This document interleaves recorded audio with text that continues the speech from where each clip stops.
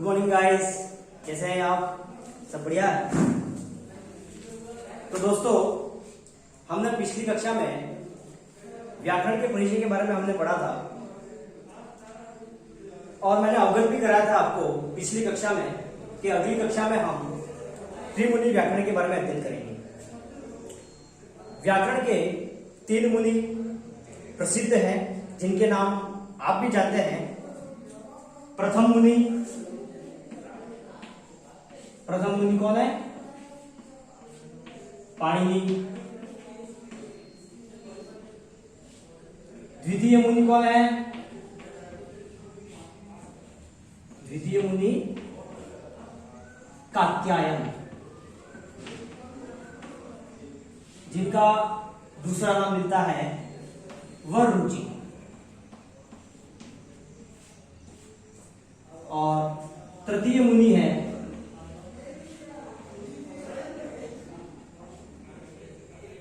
महाभाष्यकार पतंजलि।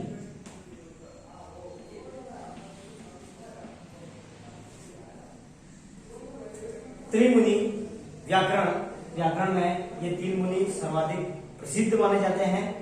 प्रथम मुनि पाणिनि है, द्वितीय मुनि कात्यायन, जिनका दूसरा नाम हमें वररुचि मिलता है, और तृतीय मुनि जो है वो है हमारे पतंजलि। आज यह त्रिमुनि व्याकरण का प्रथम भाग है, जिसके तहत अपन हमारे जो प्रथम मुनि हैं पाणिनि, उनके बारे में अपन विस्तृत जानकारी प्राप्त करते हैं।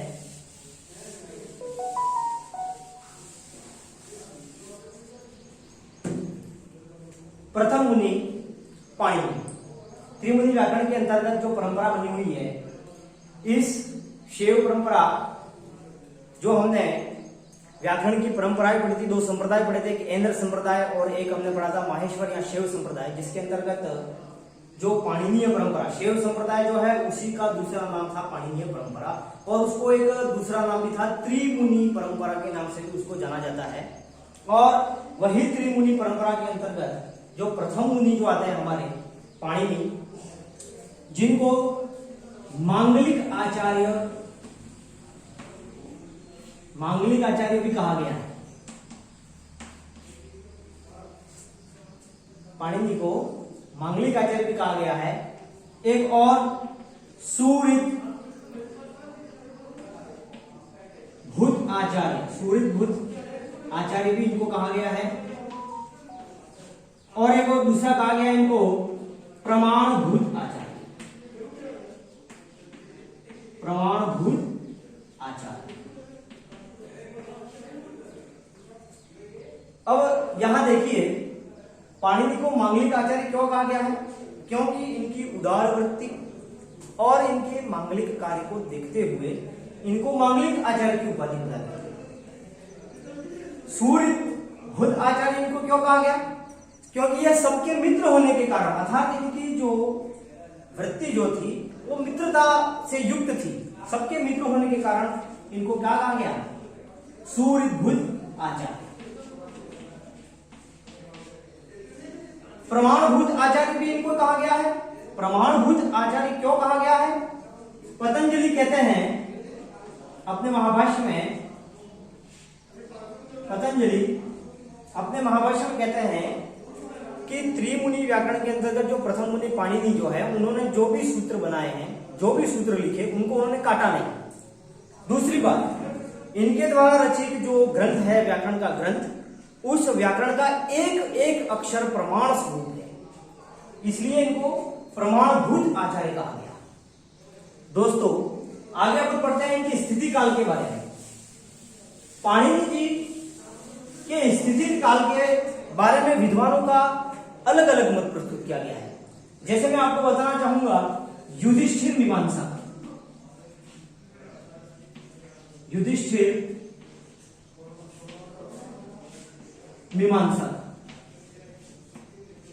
ये जो भी विद्वान हुए हैं, इनके अकॉर्डिंग पाणिनि का जो स्थिति काल माना गया है वो माना गया है 2800 ईसा पूर्व।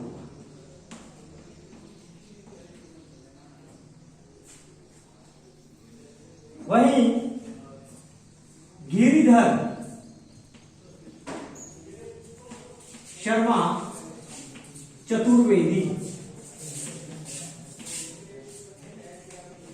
पंडित गिरिधर शर्मा चतुर्वेदी, इनके द्वारा पाणिनि का जो स्थिति काल बताया गया है, जो समय बताया गया है, वो बताया गया है 1200 ईसा पूर्व। पाश्चात्य विद्वान डॉक्टर गोल्डस्टूकर व डॉक्टर वेलवलकर, पाश्चात्य विद्वान है डॉक्टर गोल्डस्टूकर और डॉक्टर वेलवलकर, इन्होंने पाणिनि का जो स्थिति काल बताया वो बताया 700 ईसा पूर्व। वहीं वासुदेव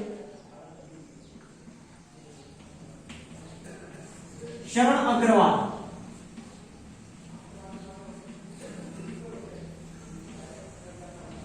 इन्होंने पाणिनि मुनि का जो स्थिति काल बताया वो बताया 500 ईसा पूर्व। वहीं एक और हमें दो और पाश्चात्य विद्वान मिलते हैं, वेबर और मैक्स मूलर। मैक्स मूलर, इन्होंने पाणिनि का जो स्थिति काल बताया वो 350 ईसा पूर्व बताया।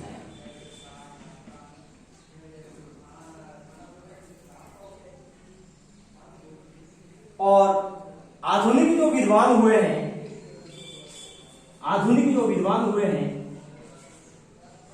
आधुनिक विद्वान, इनके अनुसार भी पाणिनि का जो स्थिति काल बताया है वो 700 ईसा पूर्व ही बताया है। और एक और आचार्य हुए हैं जिनका नाम है आचार्य बलदेव उपाध्याय। आचार्य बलदेव उपाध्याय, इन्होंने पाणिनि का जो स्थिति काल बताया 800 ईसा पूर्व बताया। दोस्तों, हम ये जितने भी विद्वान हुए हैं, भारतीय विद्वान, पाश्चात्य विद्वान, इनके अकॉर्डिंग अगर जो स्थिति काल बताया गया है, अगर हम निष्कर्ष तक पहुंचते हैं तो पाणिनि का जो स्थिति काल बताया गया है वो 7वीं शताब्दी से 4थी शताब्दी ईसा पूर्व के मध्य बताया गया है। पाणिनि का जो स्थिति काल अगर हम निष्कर्ष निकाले तो 7वीं शताब्दी ईसा पूर्व से 4थी शताब्दी ईसा पूर्व के मध्य मानी जाती है। आइए दोस्तों, आगे जानते हैं अपन इनके जन्म स्थान के बारे में। ये तो था इनका स्थिति काल, जो हर एक विद्वान ने अपने अपने हिसाब से अलग अलग इन्होंने इनका स्थिति काल का निर्धारण किया। अब अपन इनके जन्म स्थान के बारे में पढ़ते हैं। जन्म स्थान,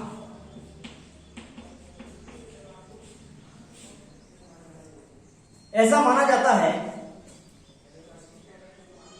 इनका जो जन्म स्थान के विषय में हमें एक स्थान का नाम प्राप्त होता है, वो है शालातुर ग्राम। दोस्तों, ये जो ग्राम है शालातुर, वो हमारा जो वर्तमान पड़ोसी देश है पाकिस्तान, वहां पर पेशावर के समीप एक अटक करके जिला है, उसी जिले के अंतर्गत ये लातूर या लाहौर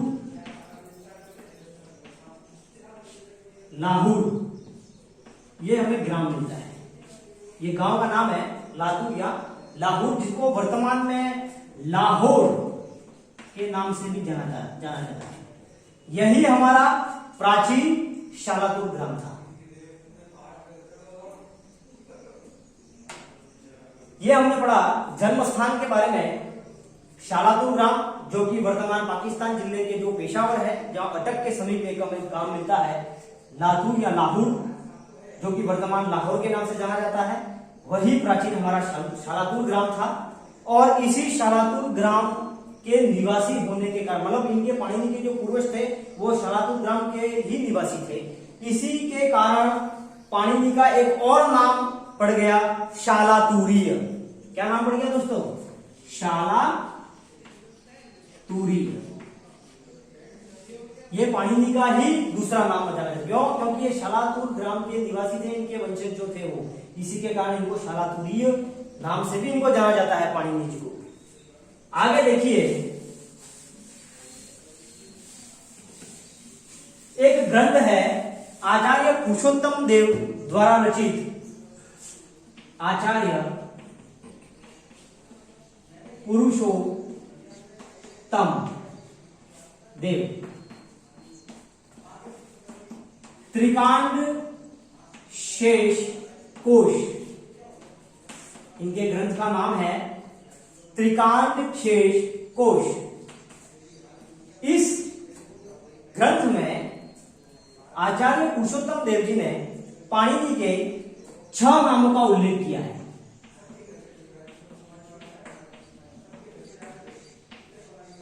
छह नाम उल्लेख किए हैं पाणिनि के। कौन कौन से हैं?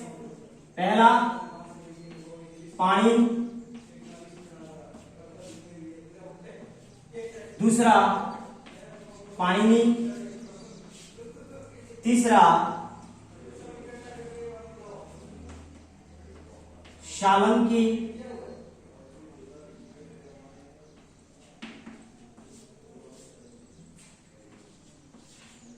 चौथा शालातुरीय,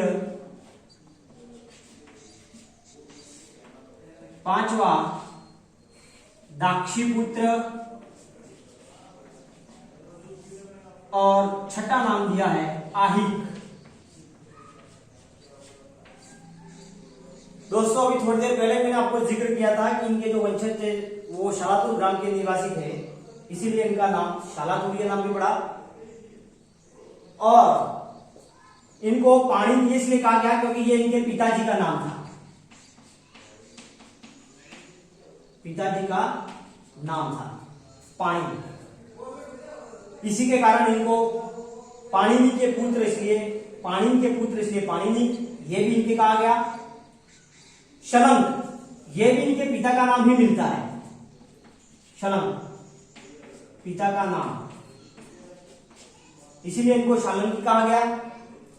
शालातुर ग्राम के इनके वंशज निवासी थे, इनको शालातुरी कहा गया। और ये इनकी माता का जो नाम था वो था दाक्षी। इस कारण पाणिनि को दाक्षी पुत्र कहा गया। दोस्तों इनके गुरु का नाम मिलता है, गुरु का नाम उपवर्षाचार्य।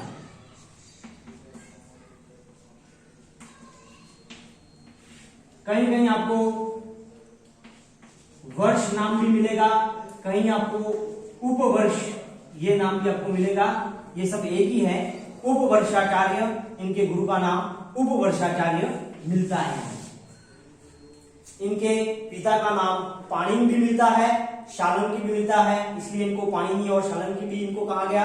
इनकी माता का नाम दाक्षी, शालातुर ग्राम के वंश के निवासी थे, शालातुरी कहा गया। और एक अन्य नाम मिलता है उनका आहिक।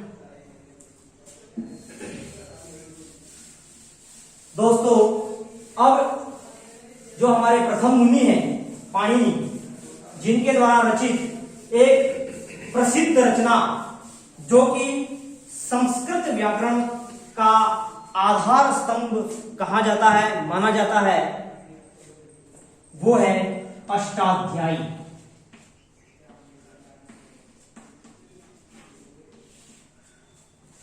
व्याकरण के प्रथम मुनि पाणिनि अप्रतिम, प्रतिभापूर्ण और एक अद्वितीय विद्वान थे। शब्दानुशासन के ज्ञाता, समस्त प्रकार के जितने भी प्राचीन वाङ्मय हुए हैं उनके परिज्ञाता हुए हैं। इतना ही नहीं दोस्तों, हमारे जो प्रथम मुनि पाणिनि हुए हैं त्रिमुनि व्याकरण के अंतर्गत, वो इतिहास, भूगोल, अर्थशास्त्र, यहां तक कि लोक व्यवहार के भी ज्ञाता थे। इनके द्वारा जो प्रसिद्ध रचना, जो कि संस्कृत व्याकरण की आधार स्तंभभूत कृति मानी जाती है, वो है अष्टाध्यायी, जिसके अंतर्गत 8 अध्याय हमें मिलते हैं। 8 अध्याय हमें प्राप्त होते हैं और प्रत्येक अध्याय में, पहली बात। दूसरी बात, प्रत्येक अध्याय में हमें 4 चरण मिलते हैं। चरण का अर्थ होता है पाद। अतः कुल पाद हो गए 8 गुणा 4, 8 अध्याय, और प्रत्येक अध्याय में 4 पाद होने के कारण ये हो गए हमारे 32। कितने पाद हो गए? 32 पाद। और ये जो 32 पाद बताए गए हैं, उसके अंतर्गत जो प्रारंभ के 29 पाद, प्रारंभ के जो 29 पाद हैं, उनको कहा गया है सपाद सप्ताध्यायी। सपाद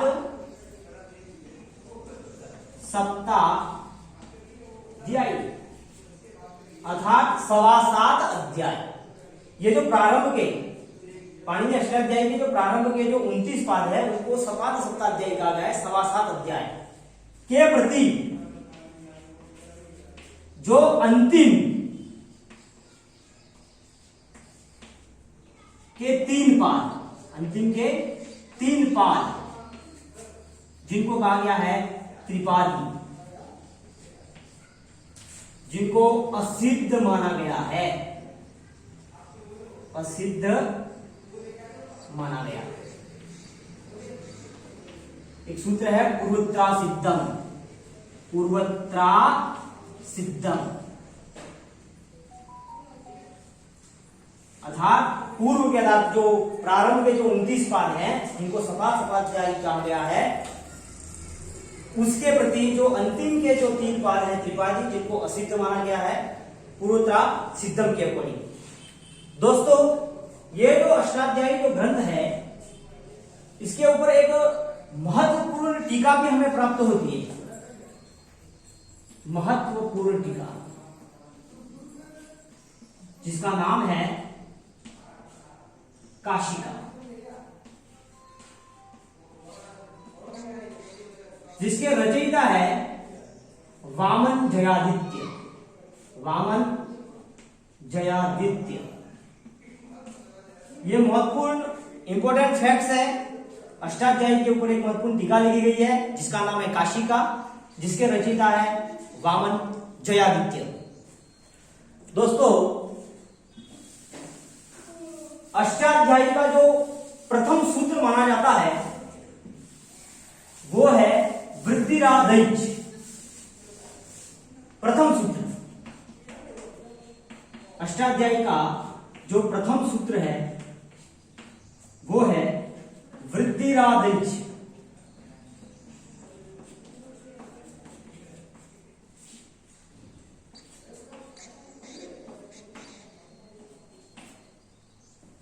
यहां पर देखिए कोष्टक में, दोस्तों देखिए यहां पर कोष्टक में मैंने जो अंक निर्धारित किए हैं, ये अष्टाध्यायी के अंतर्गत पाणिनि द्वारा अंकित किए गए हैं, जो हमें यहां बताते हैं जो प्रथम अंक है, जो ये प्रथम अंक है, प्रथम अंक ये हमें बताता है अध्याय, कि ये कौन सा अध्याय है। प्रथम अंक हमें क्या बताता है कि ये कौन सा अध्याय है। और जो ये जो दूसरा अंक है, दूसरा अंक ये हमें बताता है पाद, अर्थात चरण। इसके बारे में बताता है कि ये कौन से अध्याय का कौन सा पाद है, कौन सा चरण है, ये हमें बताता है। और जो तीसरा, ये जो तीसरा अंक है, तीसरा अंक ये हमें बताता है सूत्रांक। इसको सूत्रांक कहा जाता है, मतलब कौन सा सूत्र है, कौन से नंबर का ये सूत्र है। तो यहां पर अपन अभ्यास करते हैं। जैसे वृद्धिरादैच है, जहां पर अंग निर्धारण किया गया है 1 1 1, मतलब यह प्रथम अध्याय के प्रथम पाद का पहला सूत्र है। अंतिम सूत्र, अंतिम सूत्र बताया गया है यहां पर अ, जिसका क्रम निर्धारण किया गया है यहां पर 8 4 68। मतलब अब क्या समझे आप इससे कि ये जो जो सूत्र है वो पाणिनि अष्टाध्यायी के 8वें अध्याय के चौथे पाद का कौन से नंबर का सूत्र हुआ? 68वां।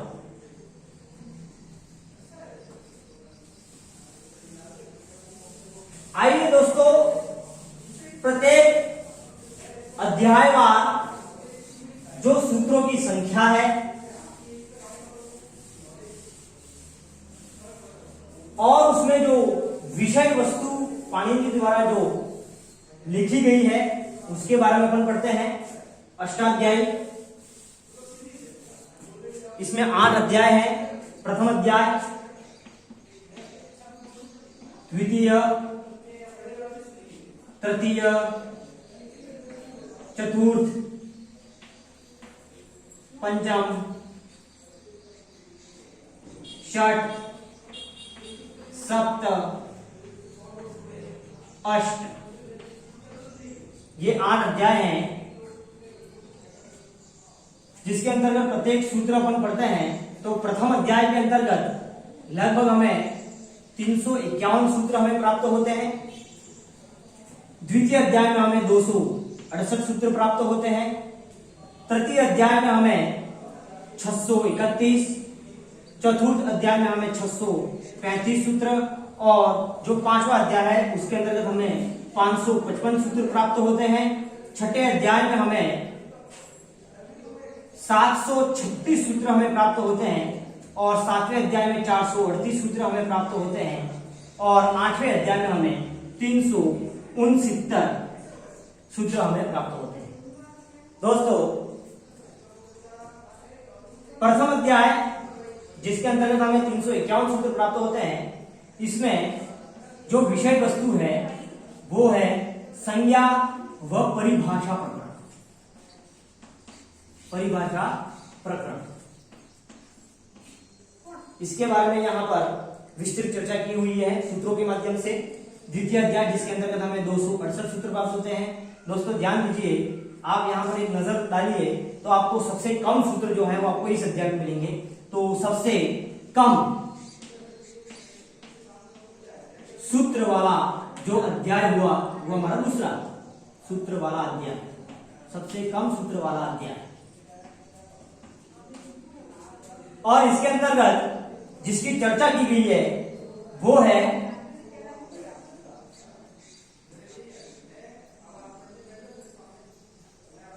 संज्ञा और परिभाषा प्रकरण। ये तो हमारे प्रथम अध्याय में हो गया और ये सबसे कम सूत्र वाला अध्याय जो हो गया वो द्वितीय अध्याय होगा। इसके अंतर्गत है समास व कारक विभक्ति। कारक विभक्ति जो प्रकरण है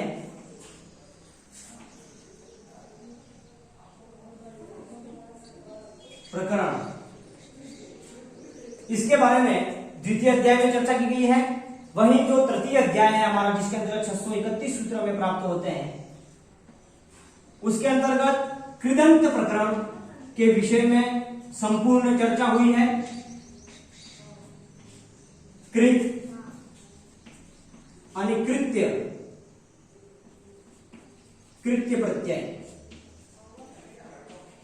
इसके बारे में आपको जानकारी मिलेगी यहां पर। और जो चतुर्थ अध्याय है और 5वां अध्याय, ये दोनों अध्याय जो है यहां पर स्त्री प्रत्यय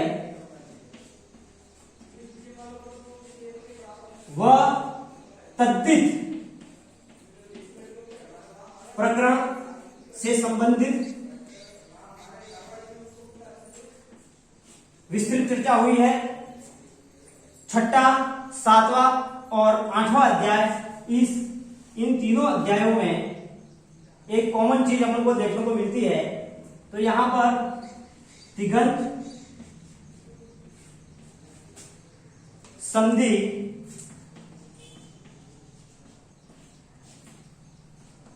आदेश स्वर प्रक्रिया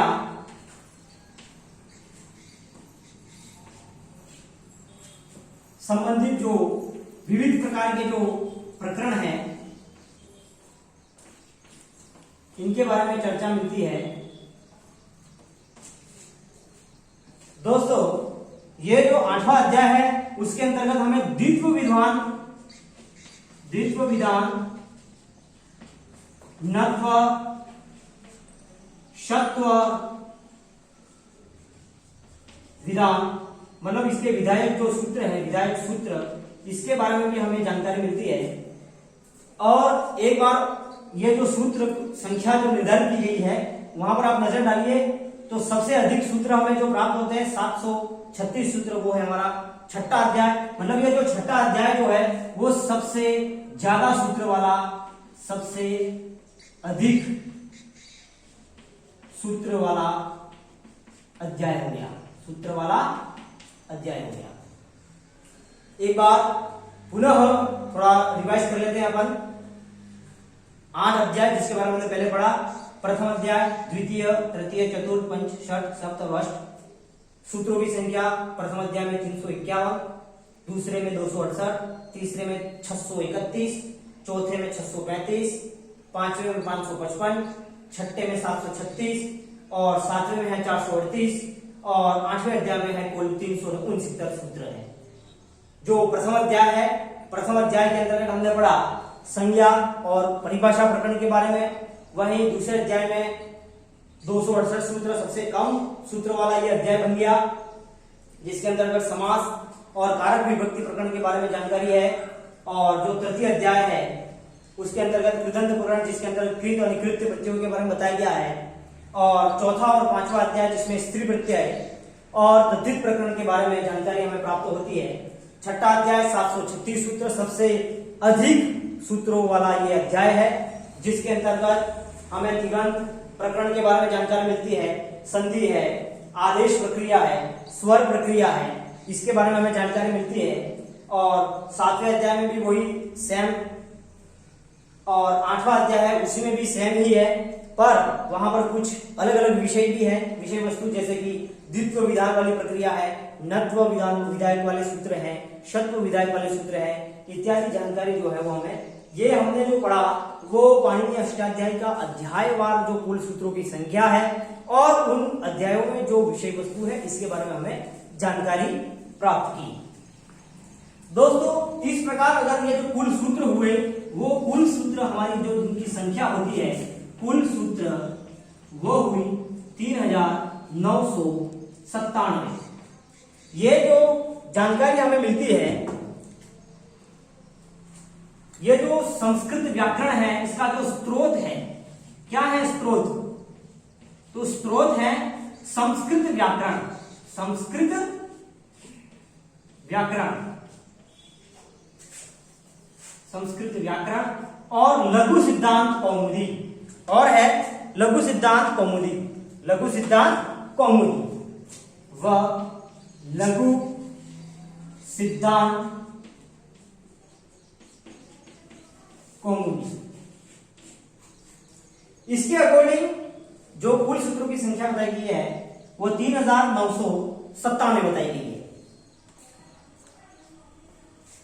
स्वर सिद्धांत चंद्रिका करके एक ग्रंथ है और कुछ दूसरे व्याकरण के भी ग्रंथ बताए गए हैं। उसके अकॉर्डिंग पाणिनि जो अष्टाध्यायी जो है उसके अंतर्गत 3995 सूत्र हमें प्राप्त होते हैं।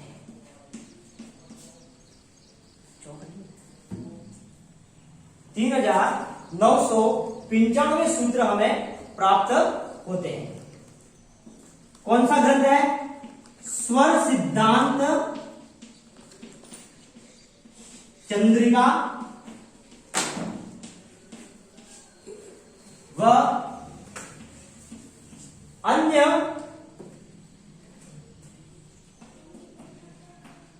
व्याकरण ग्रंथ, जिसके अंतर्गत हमें सूत्रों की संख्या मिलती है 3995। पहले वाले जो हमने पढ़े थे 3997, वो 14 माश्वर सूत्रों से सहित थी संख्या। इसका हमें जो प्रमाण मिलता है, जिसके ऊपर एक श्लोक है,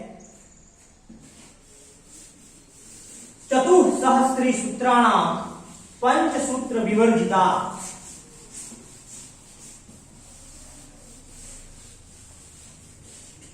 श्लोक देखिए आप, चतुःसहस्री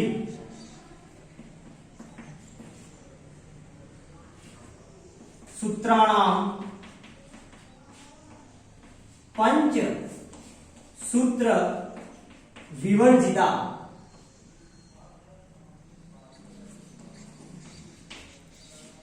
अष्टाध्यायी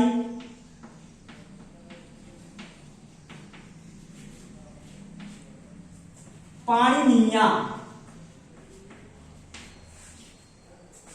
सूत्रै माहेश्वरै सह। अर्थात पाणिनि अष्टाध्यायी के अंतर्गत जो माहेश्वरी जो 14 सूत्र हैं, उनके सहित जो सूत्रों की संख्या बताई गई है वो 3997 बताई गई है। इसमें माहेश्वर के जो 14 सूत्र हैं वो भी इसमें शामिल हैं। मतलब हम कह सकते हैं कि अनुमानित जो पाणिनि अष्टाध्यायी जो ग्रंथ है उसके अंतर्गत हमें अनुमानित लगभग 4000 सूत्रों के बारे में पाणिनि जी ने हमें बताया है। दोस्तों, पाणिनि की जो अन्य रचनाएं हैं कौन कौन सी हैं? ये तो इनकी एक प्रसिद्ध रचना पाणिनि अष्टाध्यायी।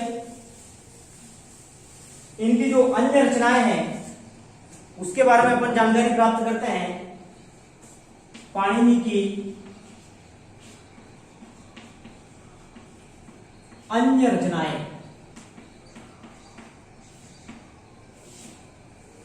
आपने जीके में जो ट्रिक के बारे में जरूर जानते होंगे आप सब। मैंने यहाँ पे संस्कृत में भी पाणिनि की जो अन्य रचनाएं हैं उसके लिए भी एक ट्रिक बनाई है, ताकि आपको अच्छे से उनकी जो भी दूसरी रचनाएं हैं वो आपको याद हो जाए। पाणिनि की रचना बोली, मैं तो पाणिनि की रचना बोली, मैं तो द्विजालिंग को धोक लगाकर। पाणिनि की रचना बोली, मैं तो द्विजालिंग को धोक लगाकर शिक्षा पाऊं। क्या पाऊं? शिक्षा पाऊं। क्या ठीक है दोस्तों? पाणिनि की रचना बोली, क्या बोली? मैं तो द्विजालिंग को, द्विजालिंग को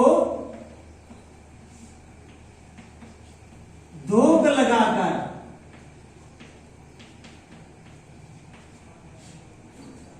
लगाकर शिक्षा पाऊं।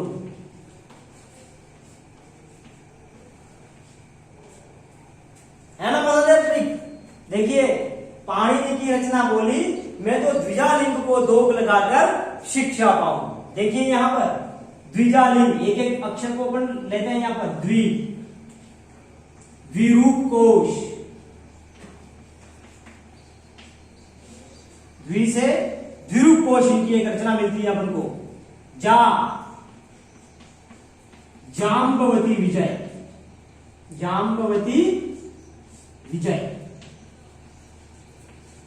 या पाताल विजय, ये दोनों एक ही रचनाएं हैं। और पाणिनि द्वारा रचित एकमात्र जो महाकाव्य है यही है, जाम्बवती विजय, पाताल विजय। लिंग, लिंगानुशासन, लिंगानुशासन, ये इनका ग्रंथ है पाणिनि का। धोग, दो से लिया हमने धातु पाठ, ग से लिया हमने गण पाठ, शिक्षा,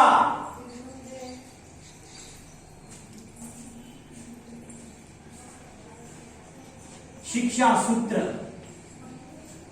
और पा से है पाणिनीय शिक्षा, पाणिनीय शिक्षा,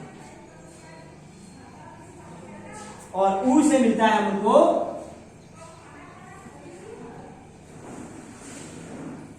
शिक्षा, पा से पाणिनीय शिक्षा। ये होगी पा से पाणिनीय शिक्षा, और शिक्षा से हो गया शिक्षा सूत्र, शिक्षा से क्या हो गया शिक्षा सूत्र, और ऊ से हमें उणादि सूत्र, उणादि सूत्र। तो दोस्तों केवल एक ही ट्रिक में आपको पाणिनि की जो अन्य रचनाएं हैं वो भी आपको याद हो जाएगी।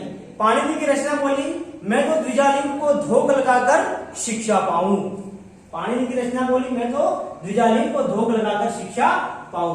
द्वि से द्विरूपकोश, जा से जाम्बवती विजय, इसको पाताल विजय के नाम से भी ग्रंथ जाना जाता है। कुछ एक विद्वान जो है दोनों को एक ही मानते हैं, कुछ जो है वो दोनों को अलग अलग भी मानते हैं। लिंग से है लिंगानुशासन, दो से है धातु पाठ, ग से गण पाठ, शिक्षा से शिक्षा सूत्र, और पा से है पाणिनीय शिक्षा। ये दोनों भी एक ही ग्रंथ है, लेकिन कई कई विद्वानों ने अपने उनके अलग अलग नाम बताए हैं, शिक्षा सूत्र और पाणिनीय शिक्षा, और ऊ से है उणादि सूत्र। ये पाणिनि द्वारा अन्य रचनाएं हैं। ये जो जाम्बवती विजय और पाताल विजय जो है वो एक महाकाव्य है, पाणिनि द्वारा रचित ये जो है वो महाकाव्य है। भगवान श्री कृष्ण जो है पाताल विजय, भगवान कृष्ण की पाताल लोक पर जो विजय वाली जो कथा है उसका वर्णन इसमें किया गया है। जाम्बवती विजय जो है वह उन्होंने भगवान कृष्ण की जाम्बवती से परिणय कथा के बारे में पूरी विस्तृत चर्चा इसमें की गई है। और ये जो पाणिनीय शिक्षा है, जिसे शिक्षा सूत्र ग्रंथ भी कहा जाता है, जिसके अंतर्गत उन्होंने शब्दोच्चारण के परिज्ञान के लिए, शब्दोच्चारण के परिज्ञान के लिए एक शिक्षा सूत्रों का एक ग्रंथ रचा, जिसका पुनरुद्धार कर बाद में वर्णोच्चारण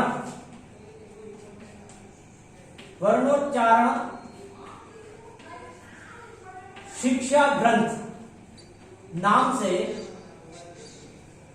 स्वामी दयानंद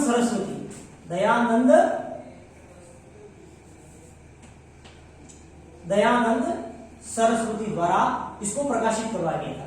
सरस्वती इन्होंने ये जो पाणिनि द्वारा रचित जो पाणिनीय शिक्षा जो शिक्षा सूत्र ग्रंथ है उसको उन्होंने पुनरुद्धार करके वर्णोच्चारण शिक्षा ग्रंथ के नाम से स्वामी दयानंद सरस्वती द्वारा उनको इसकी रचना की गई थी। तो दोस्तों आज की जो कक्षा थी उसमें हमने त्रिमुनि व्याकरण के अंतर्गत प्रथम मुनि पाणिनि की बारे में हमने पढ़ा, उनका अष्टाध्यायी प्रसिद्ध ग्रंथ, उनकी अन्य रचनाओं के बारे में पढ़ा। एक शानदार, जानदार, धमाकेदार और आपको याद हो जाए ऐसी ट्रिक भी मैंने आपको बताई। दोस्तों आगे भी ऐसे बहुत सारे टॉपिक आएंगे जिनमें इस प्रकार की ऐसी रोचक ट्रिक्स मैं आपके लिए लेके आऊंगा। जीके में आपने ट्रिक्स तो बहुत सारी पढ़ी होंगी, लेकिन संस्कृत में भी ट्रिक्स बना कर मैं आपको सारे ग्रंथ, उनके जो भी लेखक हैं, पुस्तकें हैं, हर एक जितने भी जो ग्रंथ हैं, उनके जो अंक हैं, जो अध्याय हैं, जो भी विषय वस्तु है उसके बारे में भी मैं आपको बताता रहूंगा।